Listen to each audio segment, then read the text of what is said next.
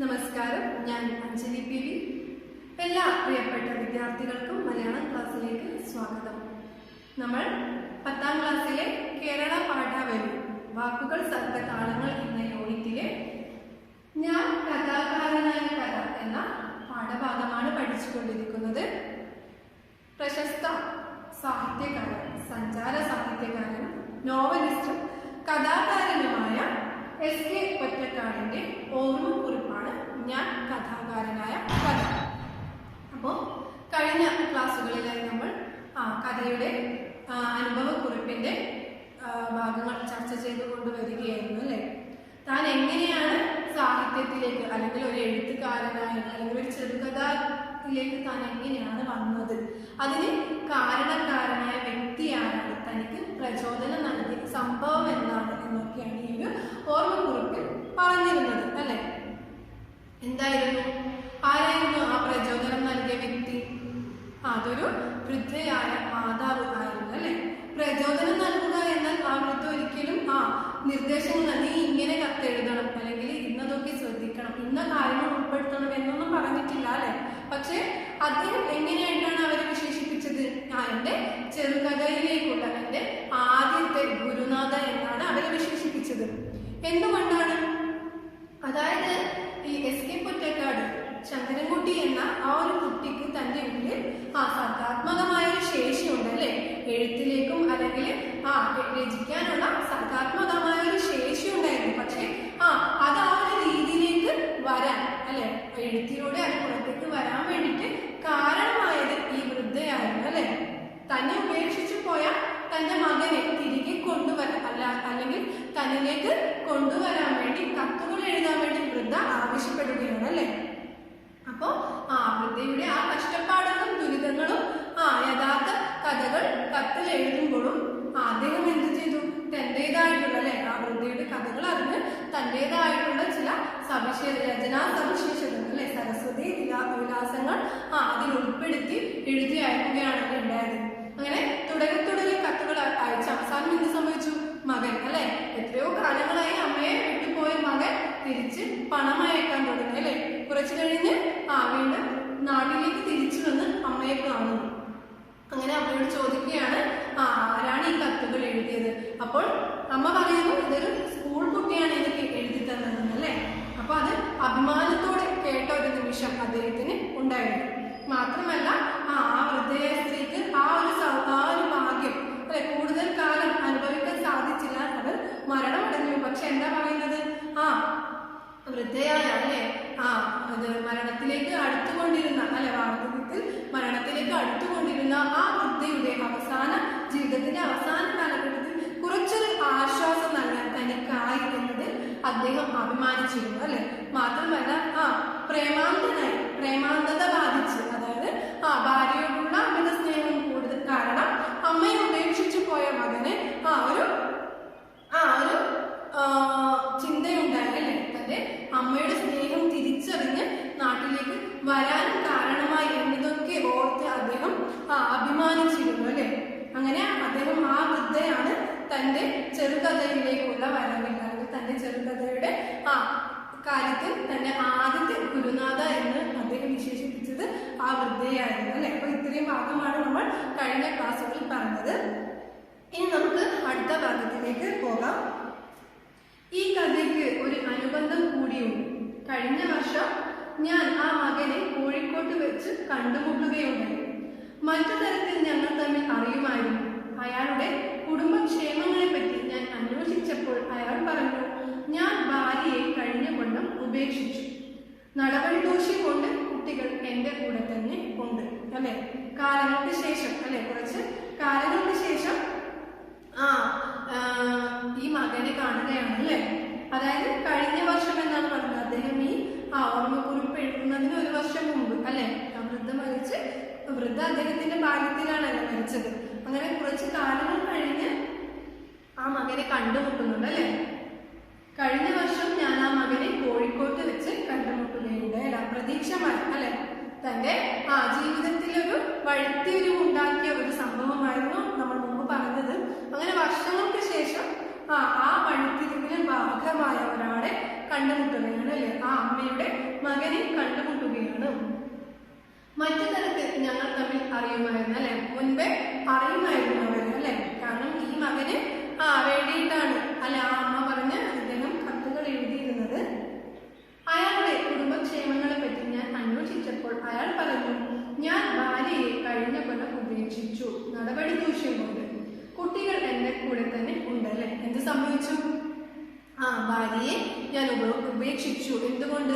അവരുടെ നടപടി ദൂഷ്യം കൊണ്ട് അല്ലെ, അവരുടെ സ്വഭാവത്തിലും വ്യക്തിത്വത്തിലുമുള്ള ദൂഷ്യം കൊണ്ട് അവരെ ഉപേക്ഷിച്ചു. മക്കൾ എന്റെ ഒപ്പം തന്നെ ഉണ്ട്. അപ്പം ഈ ഒരു വ്യക്തി, ഈ ഒരു മകൻ അമ്മയെ വിട്ട് മറ്റൊരു നാട്ടിൽ ഭാര്യയോടൊപ്പം പോകാനുള്ള ഒരു പ്രധാന കാരണം എന്താണെന്ന് നമുക്ക് മനസ്സിലായല്ലേ.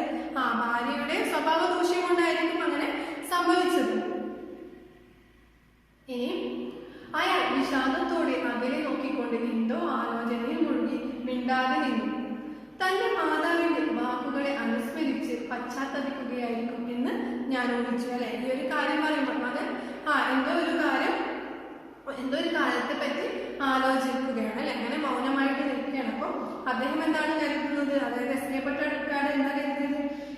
മാതാവിനെ കുറിച്ചിട്ട് പശ്ചാത്തപിക്കുകയായിരിക്കും എന്ന് ഊഹിച്ചു.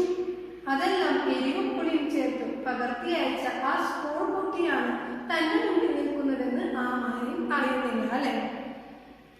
ഇദ്ദേഹത്തിന് എല്ലാം അറിയാം, ഈ മകന് വേണ്ടിയാണ് കത്തയച്ചത് എന്നും എല്ലാ കാര്യങ്ങളും അറിയാം. അവർ തമ്മിൽ പരിചയവുമുണ്ട്. പക്ഷെ ആ മകൻ അറിയുമായിരുന്നില്ല ഈ വ്യക്തിയാണ് തനിക്ക് വേണ്ടി അല്ലെ, തന്റെ അമ്മ പറഞ്ഞ് തനിക്ക് വേണ്ടി കത്തുകൾ എഴുതിയ വ്യക്തിയാണ് തന്റെ മുമ്പിലുള്ളത് എന്ന സത്യം അദ്ദേഹത്തിന് അറിയുമായിരുന്നില്ല. അദ്ദേഹം ചോദിച്ചിട്ടുണ്ടായിരുന്നു അല്ലെ അമ്മയോട്, ആരാ എഴുതിയത്? അപ്പൊ ഒരു സ്കൂൾ കുട്ടിയാണ് എന്നെ അറിവ് മാത്രമേ ഈ മകൻ ഉണ്ടായിരുന്നുള്ളൂ. ഇത്രയും വർഷങ്ങൾ കഴിഞ്ഞ് ആ സ്കൂൾ കുട്ടി അല്ലെ, ആ സ്കൂൾ കുട്ടി നേരിട്ട് അവർ തമ്മിലൊന്ന് കാണുകയാണ്. പക്ഷെ ആ സത്യം ആർക്കറിയില്ല, മകൻ ആ സത്യം അറിയില്ല. എനിക്കപ്പോൾ സഹതാപവും തുടർന്നുകൊണ്ട് ഉള്ളിൽ ചിരിയും വന്നു. മനസ്സൊരുക്കി മരിച്ച ആ മാതാവിന്റെ ജീവിത കഥകൾ അനുസ്മരിച്ചപ്പോഴുണ്ടായ സഹതാപം. ചിരി വന്നത് തന്റെ ഭാര്യയുടെ നടപടി ദൂഷ്യം കണ്ടുപിടിക്കാൻ ആ മടിലിന് 17 കൊല്ലം വേണ്ടി വന്നുവല്ലോ എന്ന് ഓർത്തിട്ടു അല്ലെ.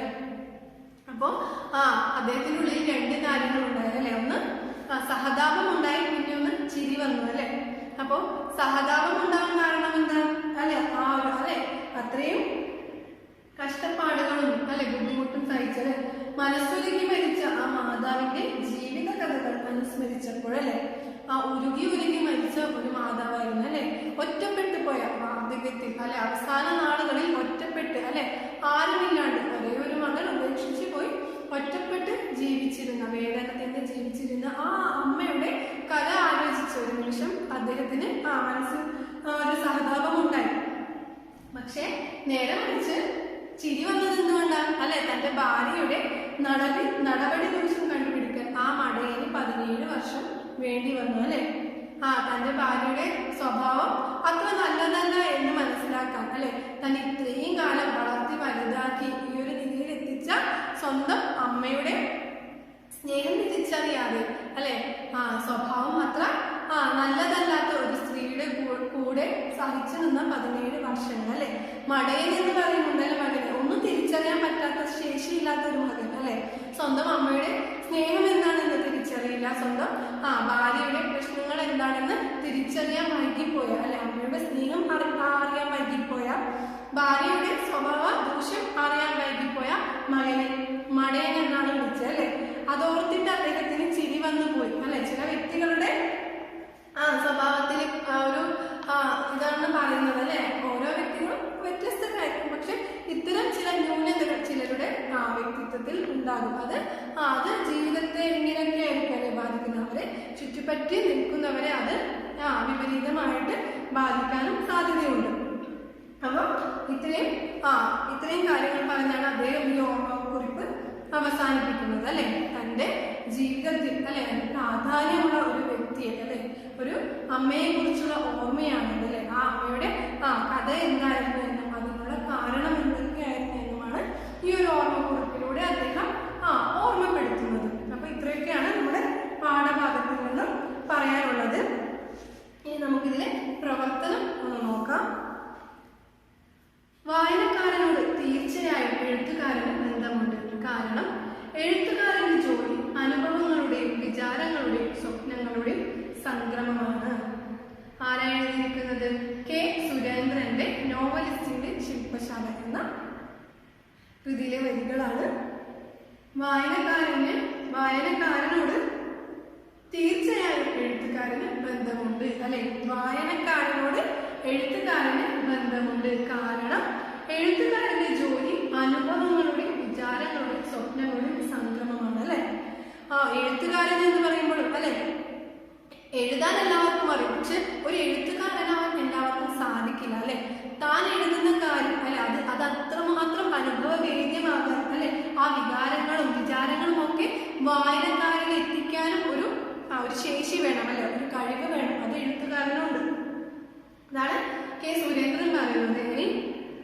എനിക്ക് വേണ്ടിയാണ് ഞാൻ കഥ എഴുതുന്നത്. എഴുതുമ്പോൾ എന്റെ മുമ്പിൽ പത്രക്കാരില്ല, പ്രസാധകന്മാരില്ല, വായനക്കാരുമില്ല. ഇതെല്ലാം ഞാൻ എഴുതുന്ന കഥയുടെ ഭൗതിക ജീവിതത്തിന്റെ വശങ്ങളാണ്. എഴുതിത്തീർന്ന ശേഷമേ ഇതെല്ലാം വരുന്നുള്ളൂ. കഥയുടെ ആത്മജീവിതം എന്നിൽ തന്നെയാണ്. എന്റെ ഹൃദയത്തിലാണ് അത് മുളയ്ക്കുന്നത്.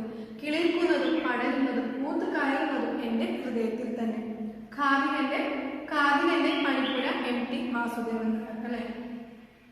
MTയുടെ നിരീക്ഷണം എന്താണ്, അല്ലെ? താൻ കഥ എഴുതുന്നത് മറ്റുള്ളവർക്ക് വേണ്ടിയല്ല, വായനക്കാരന് വേണ്ടിയല്ല, പ്രസാധകന്മാർക്ക് വേണ്ടിയല്ല, അല്ലെ, പത്രക്കാർക്ക് വേണ്ടിയല്ല. താൻ എഴുതുന്നത് തനിക്ക് വേണ്ടിയാണ്. തന്റെ ഉള്ളിലുള്ള കാര്യങ്ങളാണ് എഴുതുന്നത്. തന്റെ ഭൗതിക ജീവിതത്തിന്റെ വശങ്ങളാണ്, അല്ലെ? തന്റെ ജീവിതത്തിലെ യഥാർത്ഥത്തിൽ നടന്ന തന്റെ ജീവിതമാണ് താൻ എഴുതുന്നത്. എന്റെ ഹൃദയത്തിലാണത് മുളയ്ക്കുന്നത്, അല്ലെ? തന്റെ ഉള്ളിലുണ്ടാകുന്ന തന്റെ അനുഭവങ്ങളും വിചാരങ്ങളും താൻ എഴുതുകയാണ്. എല്ലാം എന്റെ ഹൃദയത്തിൽ തന്നെ. അപ്പൊ ചോദ്യം എന്താണ്? ഈ രണ്ട് നിരീക്ഷണങ്ങളും SKയുടെ അനുഭവക്കുറിപ്പും വിശകലനം ചെയ്ത് വായനക്കാരും എഴുത്തുകാരും എന്ന വിഷയത്തിൽ ഉപന്യാസം തയ്യാറാക്കുക. അല്ല, ഉപന്യാസം തയ്യാറാക്കാനാണ് പറഞ്ഞിരിക്കുന്നത്, അല്ലെ? നമ്മൾ രണ്ട് എഴുത്തുകാരുടെ പറഞ്ഞു, കെ സുരേന്ദ്രന്റെയും MT വാസുദേവൻ നായരുടെയും രണ്ട് പേരുടെയും വരികൾ നമ്മൾ കണ്ടു, അല്ലെ? അവരെ എഴുത്തിനെ പറ്റി പറയുന്നത്, അതായത് വായനക്കാരനും എഴുത്തുകാരനും തമ്മിലുള്ള ബന്ധം. ഇപ്പൊ നമ്മളിവിടെ നമ്മൾ SK പൊറ്റക്കാടിന്റെ ഓർമ്മക്കുറിപ്പിൽ എന്താ പറഞ്ഞത്, അല്ലെ? താൻ എഴുതിയ കത്തുകൾ ആ മകനെ അത്രത്തോളം സ്വാധീനിച്ചു. അപ്പൊ അവിടെ എഴുത്തുകാരനും കത്ത് വായിച്ച മകൻ, അല്ലെ, വായനക്കാരനും, ആ രണ്ട് വ്യക്തികളും തമ്മിലുള്ള ബന്ധം അവിടെ രൂപപ്പെടുന്നുണ്ട്, അല്ലെ? അപ്പൊ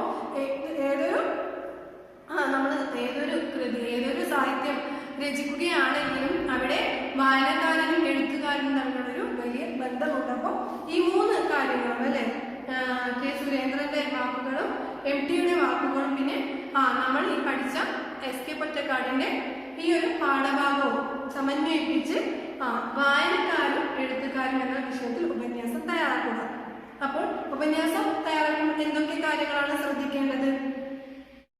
ആകർഷമായ തലക്കെട്ട്, മനോഹരമായ തുടക്കം, എഴുതുന്ന ആശയങ്ങൾക്ക് ഒരു ക്രമം ഉണ്ടായിരിക്കണം, ഖണ്ഡികകൾ തിരിച്ച് എഴുതണം, മഹാന്മാരുടെ വാക്യങ്ങൾ, കവിവചനങ്ങൾ എന്നിവ വിഷയത്തിന്റെ പ്രാധാന്യമനുസരിച്ച് ഉള്ളടക്കത്തെ ആകർഷമാക്കുന്നതിനായി ചേർക്കാവുന്നതാണ്.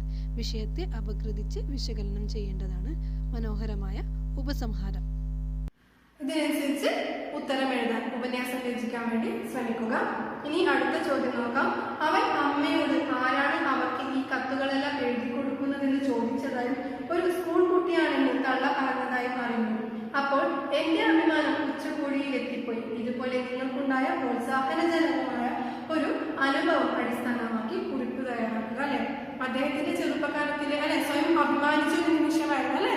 ആ അമ്മ പറയുന്നത് ഒരു സ്കൂൾ കുട്ടിയാണ് എനിക്കിത് എഴുതി തന്നത് എന്ന് അത് കേട്ട് സ്വയം അഭിമാനിച്ച ആ ഒരു സംഭവം. അപ്പോൾ ഈ ഒരു സംഭവങ്ങൾ ഇദ്ദേഹത്തിന് കൂടുതൽ പ്രചോദനം നൽകുകയാണ്, ഇനിയും എഴുത്തിലേക്ക് പോകാൻ, അല്ലെ, പ്രചോദനം നൽകുകയാണ്. തന്റെ എഴുത്ത് അത്രയും സവിശേഷതയുള്ളതാണെന്നുള്ളൊരു തിരിച്ചറിവ്. അപ്പൊ ഇതേപോലെ നമ്മൾ ചിലപ്പോൾ ചെറിയ ചെറിയ കാര്യങ്ങൾ ചെയ്തപ്പോൾ മറ്റുള്ളവർ നമ്മളെ പ്രശംസിക്കുകയും അഭിനന്ദിക്കുകയും ചെയ്ത ചില സംഭവങ്ങൾ ഉണ്ടായിട്ടുണ്ടാവും. ഇത് നിങ്ങൾ എങ്ങനെയൊക്കെയാണ് സാധിച്ചത്? നിങ്ങൾ പലതരത്തിൽ സ്വാധീനിച്ചിട്ടുമുണ്ടാകും.